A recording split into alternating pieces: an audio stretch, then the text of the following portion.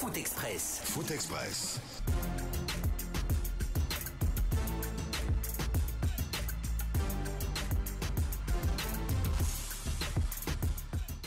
Foot Express. Foot Express.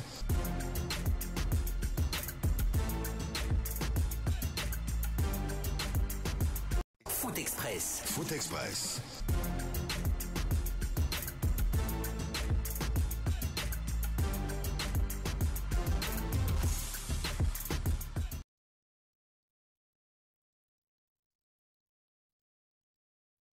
Dimanche 14 mars 2021, bonsoir à toutes et à tous, merci de nous rejoindre sur Radio Espace Guinée et sur Espace TV, la télé de notre planète. Vous êtes dans votre émission Foot Express, l'émission de football de référence en Guinée depuis plus de 10 ans. Au menu de ce numéro, on va disséquer la liste du Sili national de Guinée en perspective de sa prochaine sortie prévue le 24 mars contre nos voisins directs que sont les Maliens au compte de la 5e journée de la campagne éliminatoire pour la Coupe d'Afrique des Nations Cameroun 2022. 6 joueurs locaux ont été récompensés de leur brillant parcours au championnat d'Afrique des Nations en sa 6e édition. Nous allons donc disséquer les chances du Sili national de Guinée et parler éventuellement de ces 6 joueurs qui vont signer leur toute première convocation avec le sélectionneur français Didier Six. Congrès électif à Fegifoot 2021, y avait-il une négociation pour donner le champ libre au président sortant Mamadou Antonio Souaré? Sibouba Sampil a nié une quelconque rencontre lors de l'officialisation de la candidature de KPC. Le général Mathurin Bangoura, connu pour son franc-parler et pour ses sorties fracassantes, a dans une récente sortie chez nos confrères de Nostalgie FM mis le pied dans le plat pour le président de la Ligue guinéenne de football professionnel. Il y avait bien eu entente entre les partis pour se ranger derrière le président Antonio Souaré. Nous allons en parler dans cette émission. Qui devrait dans cette histoire? Les tentatives de réponse, c'est dans cette émission Foot Express. Il est le meilleur de sa génération, une source d'inspiration de bien de jeunes encadreurs, un révélateur de talent. Lui, c'est le sélectionneur Mohamed Kamfouri Lapé Bangoura, chané époustouflant malgré une préparation tronquée avec à la clé une médaille de bronze. Lapé vise-t-il le Sili national de Guinée? Ira-t-il au Libéria où le président de la République George Weah lui tend la main, bien entendu, pour l'aider à restructurer le football libérien? Nous allons en parler dans cette émission. Stade malien ou pas, Lapé Bangoura à la tête de la DTN. En tout cas, ce sont des possibilités dont nous allons discuter dans cette émission. Foot Express, jour des promesses, jour des engagements, jour de faire le tour des talents et de créer le vrai débat autour de ce qui fait grabuge dans l'univers du football guinéen. Ici, on discute des idées, on discute des perspectives, on va au-delà du superficiel, mesdames et messieurs, avec ce qui constitue d'ailleurs l'expression des esprits forts. Ces esprits forts sont composés, entre autres, de Mohamed Souma, assis à ma gauche. Mohamed, bonsoir. Bonsoir Mohamed. Bonsoir Paul et bonsoir à tous nos fidèles téléspectateurs de nos zones. Bien. Alors, coach Véron, bonsoir. Bonsoir et bonsoir à tous. Il est notre invité exceptionnel de parcours, le sélectionneur Kamfouri Lapé Bangoura, sélectionneur du Sili national local, récemment donc médaillé de bronze au championnat d'Afrique des Nations, sa 6e édition après 3 participations consécutives, après 2 participations consécutives du Sili national local. Coach Lapé, bonsoir, merci d'avoir accepté notre invitation. Bonsoir, voilà, c'est un remerciement partagé. Ouais. Mesdames et messieurs, voilà donc le fil conducteur de cette émission Foot Express. Vous nous regardez à la télé, vous nous suivez également à la radio. Abdulrahman Dramé est là, la réalisation côté radio, à la technique, à la télé. C'est toute une équipe composée de Lamine Sidibé, de Fouté, de Nalaï Sidibé. Merci à tous de nous rejoindre. Si c'est maintenant que vous le faites, vous faites un excellent choix, un choix qui nous honore sans cesse. Dans un court instant, on se retrouve pour ouvrir les débats. Foot Express. Radio Espace.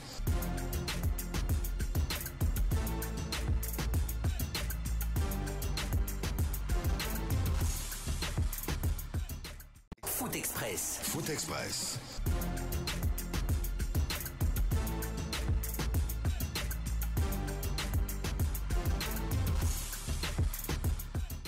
Foot Express. Foot Express.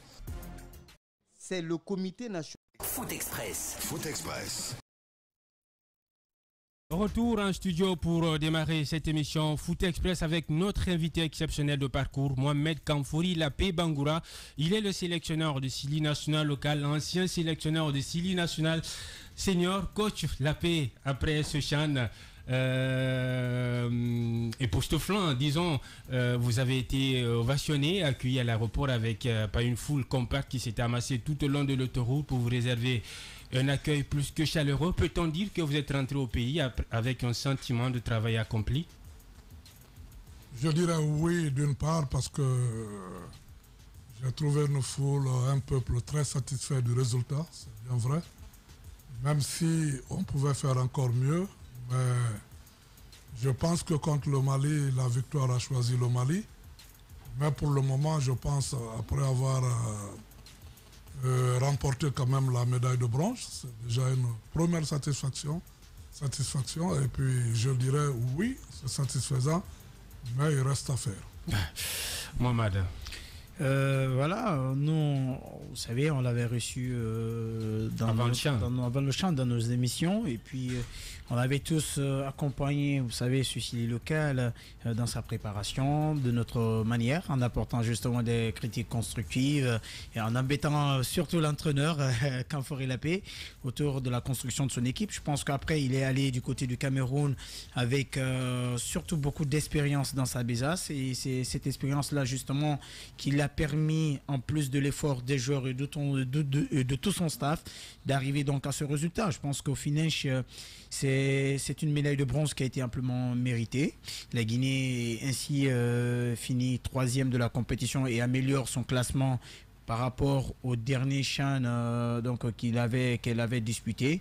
Et je pense qu'au Maroc en 2018, je pense que cela, on le doit surtout à cet homme que nous avons aujourd'hui dans nos murs, parce que beaucoup de personnes ne misaient pas sur lui. Il faut se dire la vérité. Ouais. Beaucoup de personnes ne misaient pas sur lui.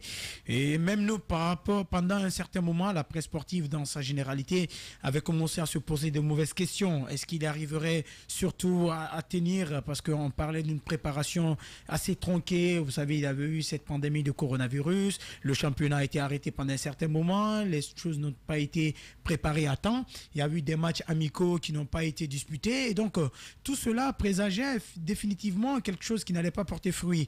Mais après, il est parti. On a vu comment les garçons, ils ont mouillé le maillot du côté du Cameroun, surtout avec le chef d'orchestre qu'il était. Je pense que ça a apporté une certaine satisfaction. Et aujourd'hui, si beaucoup de personnes pensent que les joueurs locaux ont leur place dans ce Sili, il faut se dire la vérité, c'est grâce à Kamfouri Lapé Bangoura. Félicitations, mais je pense que le travail encore reste à faire. Vous avez su déjouer toutes ces mauvaises prédictions qui gravitaient autour du Sili national à raison de beaucoup de facteurs que Mohamed vient de souligner. Quelle a été la clé de ce parcours finalement? Parce que vous avez, réussi là où beaucoup vous voyaient échouer, coach. Bon, vous retiendrez qu'il l'a dit tout à l'heure, j'ai une expérience, ça il faut reconnaître. Après, je sortais fraîchement d'une formation du Paysac, sans compter que je connais bien l'environnement du football guinéen, je connais les différents problèmes. Et il fallait encore travailler sur le plan mental. J'ai eu ce privilège de convoquer des partenaires marocains avec lesquels je fais cette académie de coaching mental. Ouais. Qui sont venus donner, à vos frais, hein? Oui, à mes frais. Ouais. Ils sont venus donner des cours de coaching mental. Moi, je pense, et puis je suis tombé sur un groupe de joueurs qui, je l'ai dit quelque part, qui ont un nivellement de valeur, qui avaient cette volonté d'accompagner la paix dans les multiples problèmes, malgré les difficultés qu'on a eues pendant la préparation, les multiples stages annulés, les matchs annulés. Ouais. Je crois que ce groupe a compris, il s'est mis à ma disposition, je veux dire, un staff aussi qui savait faire les remarques à bon temps, qui m'accompagnait. Moi, je crois à l'intelligence du groupe, cette volonté, ce travail d'atelier, on a pu pallier à beaucoup de choses. Et puis bon, après, comme j'aime bien le dire, les footballeurs guinéens, techniquement, sont tous bons. Ouais. Alors, quand je choisis un groupe, c'est d'essayer, le rôle d'un entraîneur, c'est d'améliorer la performance du joueur et de l'équipe. Moi, je pense qu'on a réussi à ce niveau. C'est le travail là, cette volonté, ce mental qui a été la clé de la réussite. Bien, coach Véron. Voilà, forcément, quand le coach parle de la performance individuelle, surtout de ces joueurs-là, moi j'ai fait une petite remarque. Quand vous prenez le cas de Morlaï, par exemple, qui avec le Horéa avait des difficultés avant le CHAN, mais qui est parti vraiment faire assez de sensations dans cette compétition. Mais la remarque est que depuis son retour, avec le Horéa, il a encore des problèmes. Il est et je pense qu'aujourd'hui, certainement, le staff technique du Horéa, s'ils sont à l'écoute de cette émission, ils ont besoin de ce petit secret, ce que le coach a fait pour que le garçon soit à l'aise avec le style local. Parce que vous êtes parti quand même avec bien de joueurs qui étaient à un certain moment placardisés dans leur club respectif, mais là-bas, vous avez su insuffler en eux une certaine confiance en soi, et puis des énergies se sont libérées au sein du Sili. Allez voir jouer avec l'équipe nationale locale et leur club, vous allez tout de suite vous poser des questions si c'est deux joueurs différents. Bon, vous retiendrez qu'en football, il y a 4 facteurs de performance. Il y a les facteurs psychologiques, il faut retenir, et puis il y a les facteurs techniques. Je le dis quelque part, ça c'est un peu inné chez nous, chez le Guinéen.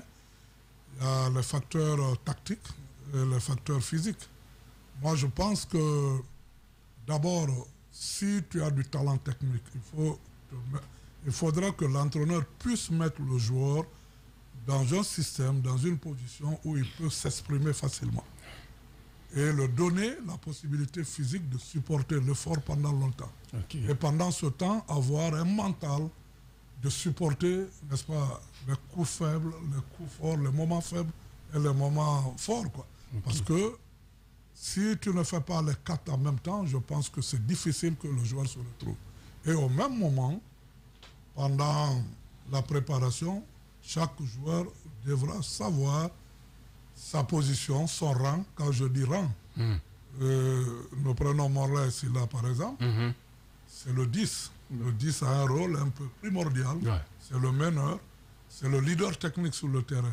Je pense que le groupe doit accepter cela. Et quand tu prends Koumbassa sur le côté gauche, il a une expérience. Peut-être qu'au départ, il ne défendait pas, mais il fallait rajouter le côté défensif pour qu'il comprenne. Ce n'est pas que quand on a le ballon qu'on est important. Il faudrait qu'on joue avec le ballon et sans le ballon. Moi, je pense que ces éléments ont été travaillés. Et il faut choquer d'autres joueurs. Par exemple, Alpha Omar Sow, à un moment, je l'ai choqué. Il avait ce talent, mais il aimait trop conserver le ballon. Et le match qui avait besoin d'un joueur de conservation, c'était contre la Tanzanie. C'est là où je l'ai rappelé, je dis, bon, comme toi tu aimes trop conserver, voilà un match où on a besoin d'un joueur qui aime conserver. Alors va conserver le ballon dans l'axe. En fait, chaque joueur doit savoir son rôle, sa place, c'est-à-dire son leadership, à quel moment il doit agir, et que chacun se range d'une manière à une autre à sa place. Ça, c'est un véritable travail de pédagogie. On sait que vous êtes pédagogue, vous avez su tirer le meilleur de chaque joueur dont vous disposiez au CHAN. Est-ce qu'avec ce résultat de ce championnat, on peut déduire que le visage de l'honneur de la paix a été réhabilité? On sait que quand même le CHAN 2018 a été cauchemardesque. Est-ce que vous avez su réhabiliter votre image à travers ce CHAN qui pour vous se jouait quand même sous un prisme de réhabilitation et de revanche? Bon, moi je pense que la réhabilitation, c'est d'abord vous les journalistes. Chacun a essayé de prouver ce dont la paix est capable. Que ça soit la c'est presse. vous qui l'avez prouvé, nous on n'a fait que commenter. Oui, mais si ce n'est pas commenté aussi, c'est difficile de le comprendre. La presse locale et étrangère, je pense que toutes les presses ont signifié et magnifié. Mais il faut reconnaître que le peuple aussi l'a reconnu. Les autorités, chacun de son côté. Ma famille s'est sentie plus ou moins à l'aise.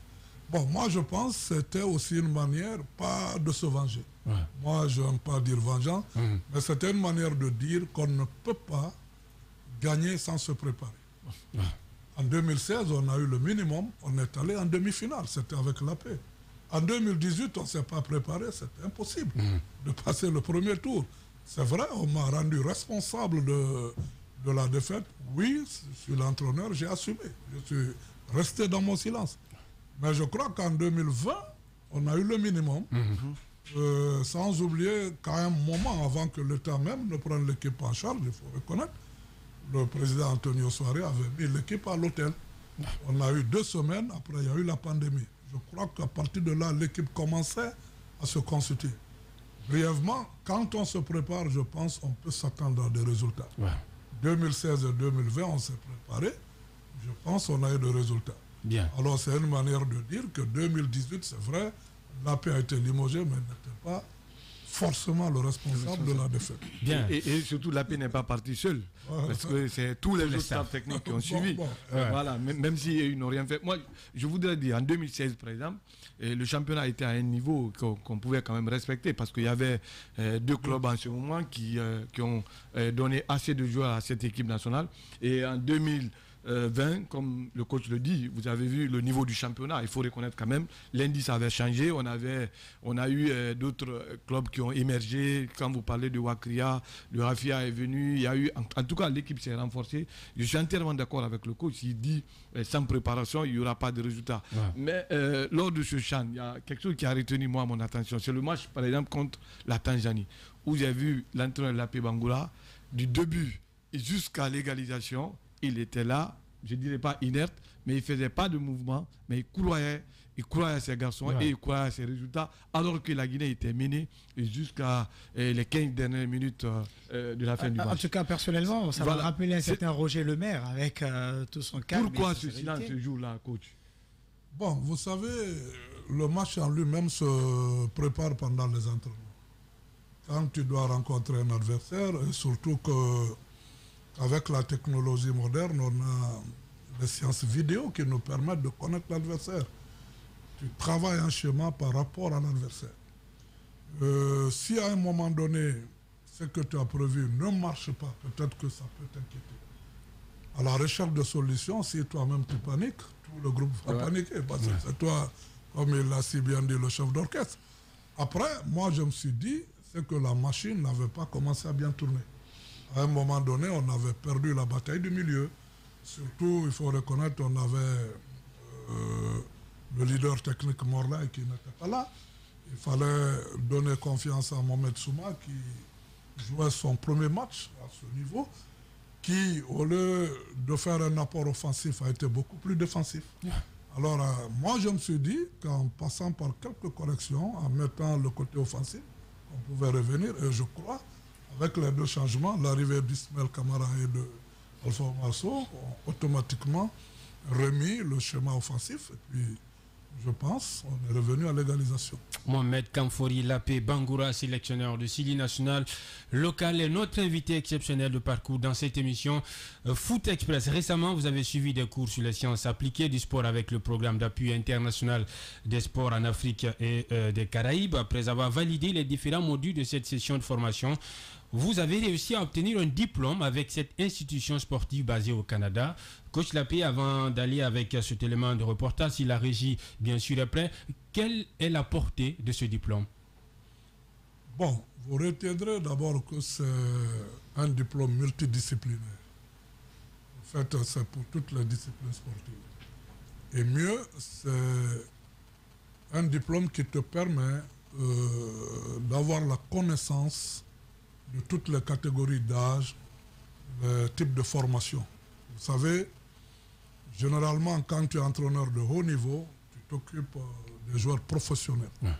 Et ce diplôme, c'est un peu depuis la base, depuis la catégorie de 6 ans jusqu'à 18 ans et plus, c'est-à-dire jusqu'au professionnalisme et jusqu'au même à la reconversion du joueur. C'est une manière de pouvoir préparer un athlète depuis son bas âge, savoir le type d'alimentation qu'il faut donner, le type d'exercice correspondant à cette catégorie d'âge, les types de discours sur le plan mental, parce que l'enfant de 6 ans à 9 ans, ce n'est pas le même discours que tu vas donner à un enfant de 12, 15 ans, ainsi de suite. Ce n'est pas les mêmes exercices, ce n'est pas les mêmes efforts, ce n'est pas les mêmes tactiques.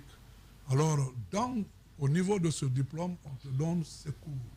Et vous savez, la formation au Canada, c'est un peu au-dessus. C'est fait par le Comité international olympique, avec la solidarité olympique. Et bon, pour être accepté candidat, il faut remplir beaucoup de critères. Oui. Et pour avoir ce diplôme, il faut le faire avec succès. Et je crois que ma participation, c'est avec succès. Bien. Et il y a eu 2 diplômes. Je crois que la particularité, c'est de ça que je vous parle, c'est de savoir un peu toutes les disciplines sportives. Ensuite, les catégories d'âge, comment former un enfant depuis 6 ans jusqu'à 18 ans pour avoir des joueurs comme les Ronaldo, les Messi et autres. Bien. Ça ne part pas du hasard. Bien. Voilà. La cérémonie de remise de ce diplôme a eu lieu ce week-end. C'était au comité olympique national, logé donc dans l'enceinte du stade du 28 septembre de Conakry. Les moments forts de cette cérémonie de remise, c'est dans cet élément de reportage réalisé par notre collègue Mamadou Bouiba. On regarde ça derrière, on se retrouve et on va surtout faire un focus sur ce pan de l'intervention du directeur national des sports et des activités physiques, l'ancien Kabassan Keita, qui dit ceci, la paix à la tête de la DTN. C'est bien possible et il doit y être. On va écouter cet élément de reportage, regardez également à la télé. Derrière, on se retrouve pour poursuivre ce débat très fructueux. C'est le comité national. C'est le comité national olympique et sportif guinéen qui a facilité cette formation de 3 mois offerte par le programme d'appui international au sport africain et des Caraïbes. Les entraîneurs de chaque fédération ont besoin de la formation. Certes, l'AP avait d'autres diplômes, mais celui-ci est spécial, car il englobe plusieurs aspects liés au sport. Avec ce diplôme, tu as la connaissance des autres disciplines sportives. Tu as une connaissance. Et mieux, tu as tous les facteurs de performance. Donc, entre autres, les facteurs alimentaires, mais par catégorie d'âge aussi, de 6 à 18 ans et plus. Tu sauras désormais qu'est-ce qu'il faut donner à une catégorie d'âge de 6 ans, quelle formation il faut donner à cette catégorie, ainsi de suite, jusqu'à 18 ans et plus. Le directeur national des sports et des activités physiques salue le parcours et le courage du technicien guinéen. Il estime d'ailleurs qu'il peut désormais diriger la direction technique nationale. La direction technique nationale, le football de Guinée doit revenir à la paix. Aujourd'hui, le sport a quitté la rue pour l'école dans la plupart des pays.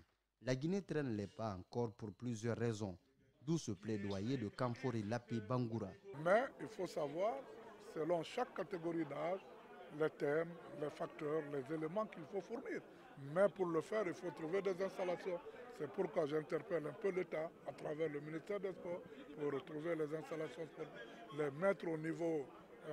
Je crois que le ministère des Sports peut être en rapport avec le ministère de l'Enseignement, de l'Éducation, pour que ces jeux... C'est donc l'élément de reportage réalisé par notre collègue Mamadou Bouiba, rendu en studio par Moustapha et Fadama Touré. Alors, coach, on a suivi l'ancien Kabassan Keita. Moi, c'est ce qui retient d'ailleurs mon attention.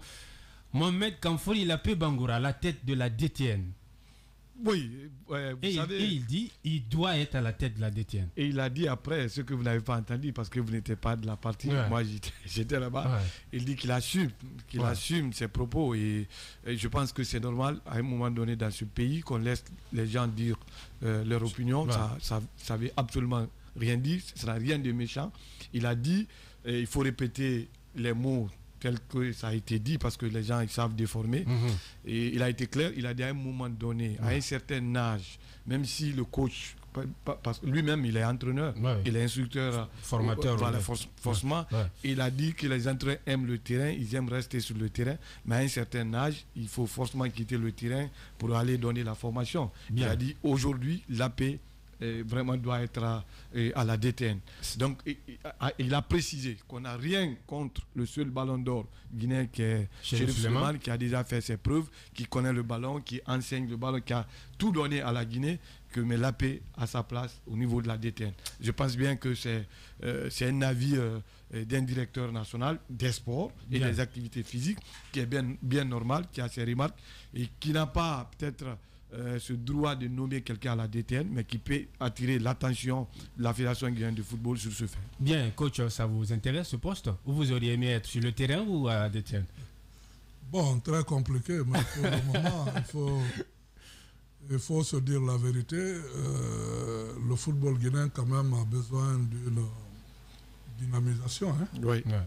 Après, un peu plus, la formation que j'ai eu à faire, peut-être je vais essayer de transmettre ça autrement. Mais c'est aussi, ce diplôme, ça reflète la place d'un DTN, d'un directeur technique national, qui va peut-être mettre un programme sur toute l'étendue du territoire. Ouais.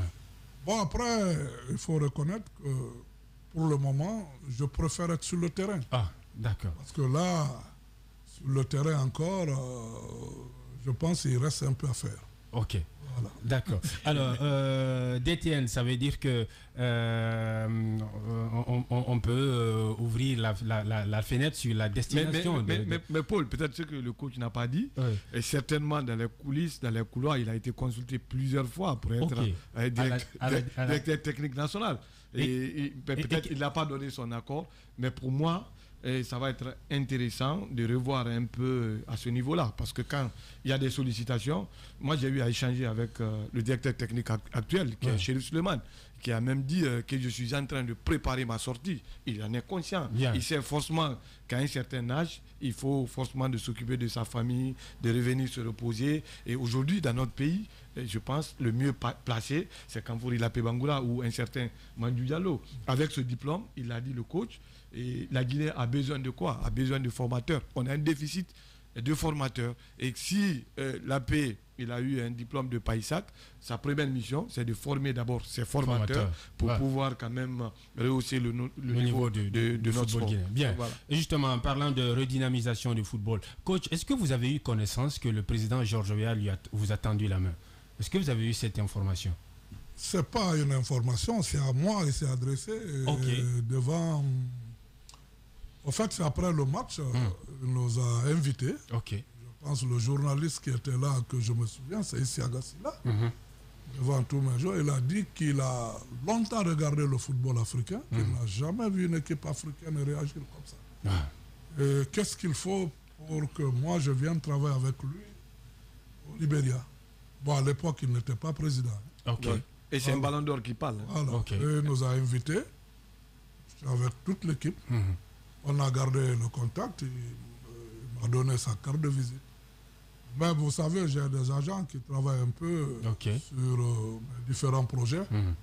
Voilà, c'est pourquoi c'est difficile. Dans le premier agent est le président de la Fédération guinéenne de football. Mais depuis lors, est-ce que, depuis qu'il est devenu président de la République, vous avez eu une autre suite à sa demande? On n'a pas échangé depuis qu'il a été président. Mais par une personne interposée, j'ai discuté. Mais c'est dans l'ordre du possible. Voilà, mais parce qu'il a un ami quand même, qui est conseiller du président de la Fédération guinéenne de football. C'est dans l'ordre du possible. C'est pas exclu. Ce n'est pas que le Libéria. Hein. Il y a beaucoup de demandes. Le stade malien, par exemple, on n'a plus ça. Oui, il y a le stade malien, la Sierra Leone, le Niger, il y en a. Mais en fait, j'ai des agents, Maudo Dem, qui est en France, et Boubacar Diabaté, Boubacar Sidiki Diabaté, qui est en France aussi. Oui. C'est eux qui sont en train de voir le pour et le contre. Un professionnel en la matière, Boubacar Sidiki Diabaté. Parce qu'au-delà de tout, il m'accompagne avec mon club, avec ses séquences. Et à peu près tous mes joueurs qui sont à l'étranger, c'est eux qui pilotent. Alors, ils vont voir ce qui va être mieux. Mais des fois, c'est moi qui leur dis d'attendre parce que si j'ai un contrat chez moi, pourquoi ne pas continuer l'œuvre que j'ai commencée? Voilà un peu. Bien, Mohamed. J'allais dire que M. Kamfouri Lapé Bangoura n'est pas tout à fait obligé de se retrouver aujourd'hui dans un bureau pour pouvoir transmettre ce qu'il a appris. On sait que sur le terrain, la communication est tout autre parce que là, ça va directement à une équipe. C'est destiné surtout à une structure de joueurs. Mais je pense qu'aujourd'hui, si on pouvait par exemple penser à mettre en place des modules de formation ou d'échange, je ne sais pas le terme le plus approprié à cela, où par exemple les entraîneurs guinéens les plus expérimentés pouvaient se retrouver devant de jeunes formateurs et leur communiquer leur expérience, leur savoir-faire, je pense que ça serait également une aubaine parce que le coach, le consultant, M. Diaby ne l'apprenait pendant une de nos émissions. Il y a un diplôme de savoir et un diplôme de compétence. Aujourd'hui, je pense qu'à défaut d'avoir un diplôme de savoir, on pourrait chercher à transmettre ce que lui, il a appris pour que ses entraîneurs aient un diplôme de compétence. Aujourd'hui, c'est bien vrai que la Guinée, on voudrait faire la promotion du talent local, mais encore faut-il que ce talent puisse nous être vraiment d'un grand apport. D'un grand apport, j'allais dire, par rapport aux sélectionneurs, par rapport même aux joueurs. Il y a toujours cette éternelle question qui revient, pourquoi ne pas favoriser le talent local? Ouais. Mais c'est parce que ce talent local, là, le plus souvent, je constate personnellement, n'est pas en mesure d'apporter une certaine satisfaction à la demande donc, qui est faite dans le monde du milieu. Moi, après, ma question que j'ai envie de poser aux sélectionneurs, c'est de savoir aujourd'hui, par exemple, avec ce diplôme, avec le parcours que vous avez eu, est-ce que il est par exemple envisageable de votre côté de penser à mettre, ne serait-ce que du domaine privé, une école, c'est pas de foot ou une école de management à travers votre club, le FC Séquence? Comment est-ce que vous pouvez matérialiser votre acquis, votre expérience pour transmettre cela? Très bien. En fait, il faut prendre d'abord le côté relationnel. Ouais. Avec les instructeurs de la FIFA, moi personnellement j'ai écrit, quand j'ai été élu président de l'association des éducateurs entraîneurs de Guinée, en leur demandant de venir nous aider pour faire ce déficit de formation que nous avons. Deuxième volet, au niveau du PASAC, c'est-à-dire la solidarité olympique, il y a un projet, c'est-à-dire tu montes le projet, il est supporté par le comité international olympique. J'ai déjà fait le projet avec Ben Daouda Nansoko, ouais. Avec évidemment Boubacar Debari qui est assistant du secrétaire général de la FEGIFOOT. Le projet est fait. Et sans oublier le troisième élément, dans mon village à Sobané, je suis en train de me battre pour faire une académie. Okay. Et dans le projet, généralement la solidarité olympique, si c'est admis, vont supporter même ce coût de l'académie. Mais il faut prendre le côté national. Si vous me suivez dans mon discours, je dis nous tendons la main à l'État à travers le ministère des Sports pour que nous puissions avoir des installations. C'est-à-dire quel que soit l'acquis de nos formateurs, de nos formés, de nos il faut un champ d'application. Si on n'a pas où exercer, c'est impossible. Bon, après, sans oublier avec l'association des entraîneurs éducateurs, nous avons commencé à communiquer, à former. Bien. On a été à Cancan, on a fait une formation et les diplômes là sont disponibles. Oui. On est venu à Matoto avec voilà, le président avec sa casquette de président de district ou de communal, pardon, de Matoto. On a fait cette formation aussi. On va continuer. D'abord dans le projet, j'ai dit au bureau, on a fait une réunion, on va passer sur tous les petits stades, discuter avec les jeunes formateurs. Mais ce qui est important, c'est pas... Vous avez parlé de modules, c'est le plus important. Pour faire ces modules, il faut catégoriser d'abord les entraîneurs. Tu ne peux pas venir prendre aujourd'hui un entraîneur qui a la licence C, tu le mets avec quelqu'un qui a la licence B pour faire une formation commune, c'est pas possible. Quelqu'un qui a l'initiation doit être formé en initiateur. C'est un peu différent. Okay. Alors, si nous catégorisons, nous essayons de faire des modules, il faudrait qu'il y ait beaucoup de formés pour qu'il y ait d'autres. Mais est-ce que ça ne serait pas d'ailleurs le travail de la DTN? On va répondre à cette question au retour de la pause parce qu'on signale qu'il est temps qu'on marque la première page publicitaire, le temps pour nous de laisser couler nos obligations, conseils et achats. Derrière, toute l'équipe se retrouve. Mohamed Souma, Ibrahima Sori, Diaby Véron et notre invité, Mohamed Kamfori Lapé Bangoura, le sélectionneur des styles national local, et notre invité de parcours dans cette émission Foot Express. Le Sili est-il la prochaine destination de Kamfori Lapé Bangoura? Ne zappez pas, ne touchez pas à vos tunings. Derrière, on se retrouve pour répondre à cette question. Foot Express. Foot Express.